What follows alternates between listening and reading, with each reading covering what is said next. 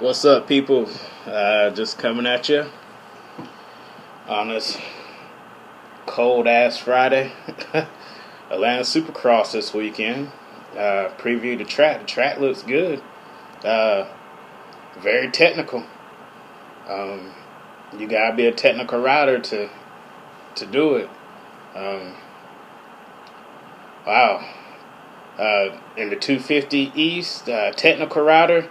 Uh, Marvin Muscan, the smooth Frenchman. The French always been smooth. I don't know why, but Marvin Muscan, I got him to take the 250 Atlanta this weekend.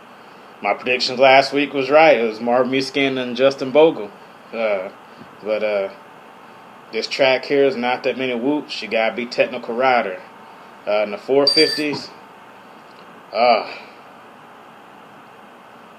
preciseness, I would have to go with Dungy.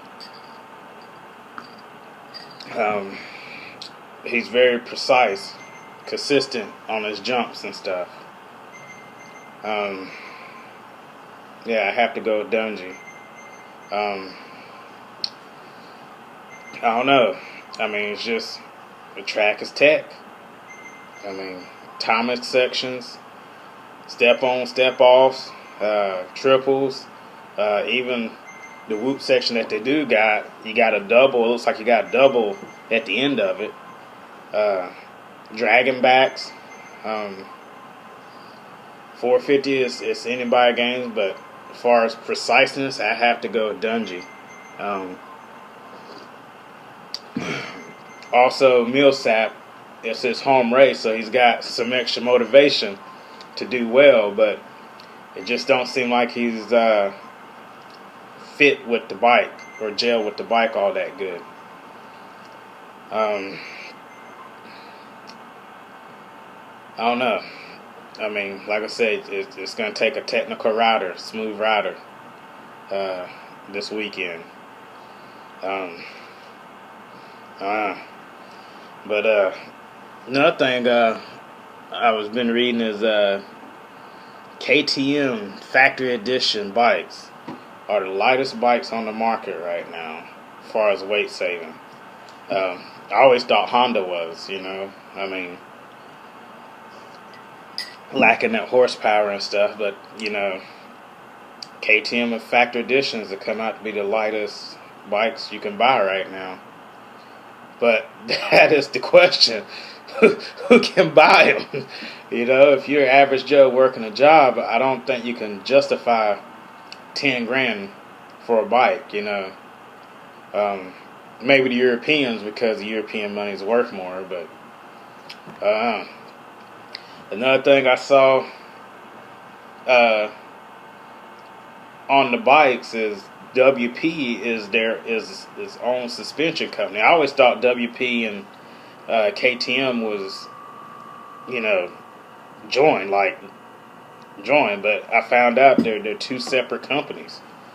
So I mean, who knows? You may see a Yamaha. Nah, you won't see a Yamaha WP suspension. But I also read about Bubba this week in one of the magazines here, and just goes to show you, man, how strong that FIM doping thing administration shows you how strong they are and how much control they have. Like, he can't hop on a plane and go to Europe and race. He can't hop and go to Canada and race. I mean, 16 month suspension means 16 months. Maybe he can go to Japan or something. I don't know. But, man, I think they used him as, the witch hunt Lance Armstrong of the sport. I think that's what they used him as.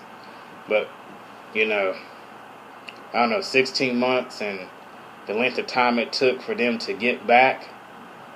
That's, they were quick to find him, suspend him, but as far as him going to his trial and flying to Switzerland, and they drug that out. I don't know. I just think we done well without them in the sport in the first place. That's just my opinions, you know.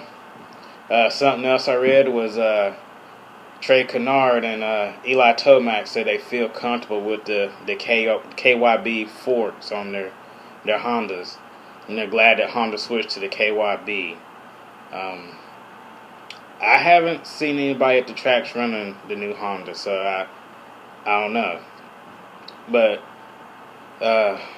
some of these new suspensions, I mean, the air pressure stuff, you've got to be really knowledgeable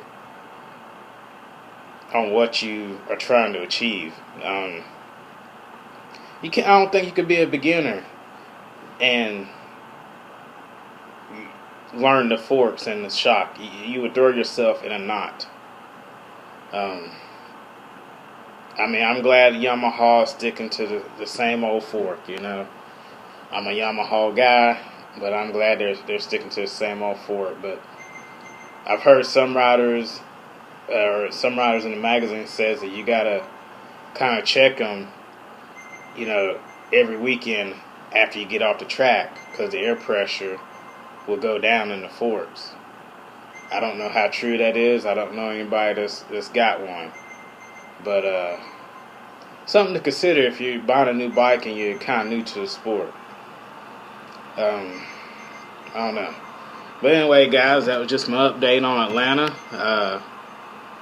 Another question I have is, what happened to Ken Roczen? I heard that he quit working with Alden Baker, which is a surprise, you know, like, wow. But he's still allowed to ride at Alden's track in Florida, but he quit working with Alden. I'm thinking, what happened? You know, he quit working with Alden, and he's up front, but he's not that snappy aggressiveness that we've seen in the beginning. I don't know. But anyway, guys, stay tuned. I'll do another video Monday. Y'all take it easy. Bye.